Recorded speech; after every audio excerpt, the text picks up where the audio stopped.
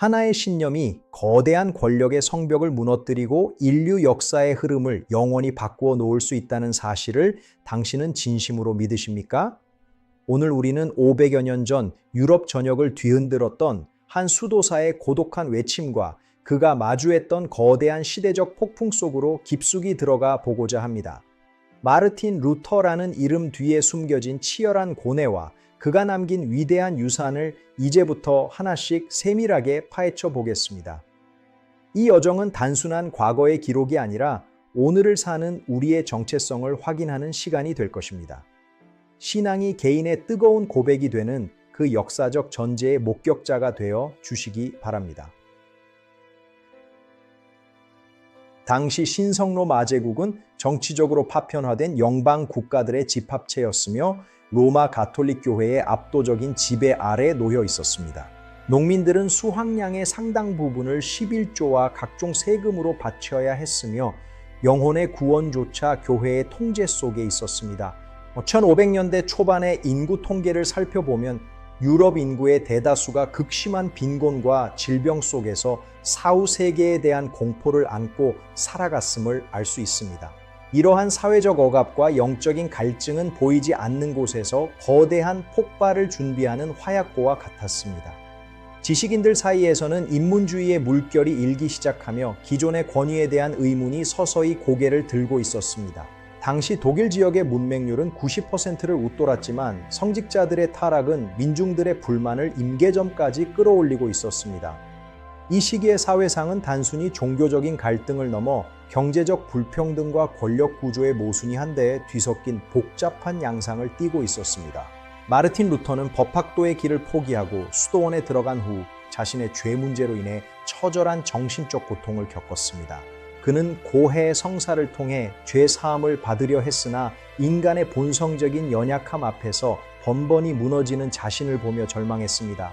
당시 루터가 기록한 일기를 보면 그는 하루에도 수차례씩 신의 심판에 대한 공포로 인해 온몸을 떨었다는 사실을 확인할 수 있습니다. 그는 금식과 고행을 반복하며 육체를 채찍질했으나 영혼의 안식은 좀처럼 찾아오지 않았습니다. 그러던 중 비텐베르크 대학교에서 성경을 연구하며 의인은 믿음으로 살리라는 바울의 고백에서 결정적인 빛을 발견하게 됩니다. 이는 행위가 아닌 오직 믿음으로만 구원을 얻을 수 있다는 종교개혁의 핵심 원리가 탄생하는 순간이었습니다. 그는 수천 권의 주석서를 뒤지며 신학적 근거를 확립해 나갔고 이는 곧 거대한 폭풍의 전조가 되었습니다. 인간의 노력이 아닌 하느님의 은혜에 의한 구원이라는 사상은 당시의 교리체계를 근본적으로 뒤흔드는 것이었습니다. 루터의 이러한 발견은 개인의 신앙이 제도적 장치를 넘어 하느님과 직접 대면하는 새로운 시대를 예고했습니다. 루터는 에르푸르트 수도원에서의 고통스러운 고뇌를 거쳐 비텐베르크 대학교에서 신학적 해답을 찾았습니다.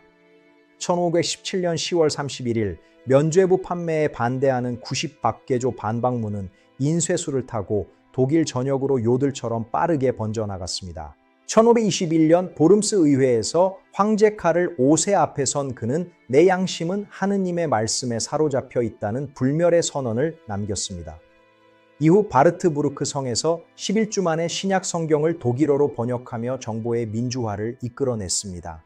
루터의 성경은 초판 3,000부가 즉시 매진될 정도로 큰 반향을 일으켰으며 이는 독일어 표준화에도 결정적 영향을 미쳤습니다.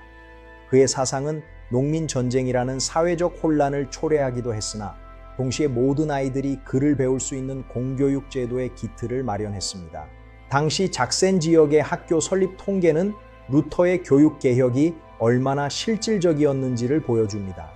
16세기 중반에 이르러 루터교는 신성로 마제국 북부 지역의 지배적인 신앙으로 자리 잡았습니다. 이는 단순한 종교적 승리를 넘어 개인의 주체성이 확립된 역사적 전환점이었습니다. 루터는 자신의 저작물 6만 페이지를 통해 신념의 힘을 증명했습니다. 그의 사상은 음악가 바흐부터 근대 철학자들에 이르기까지 전방위적인 영감을 주었습니다.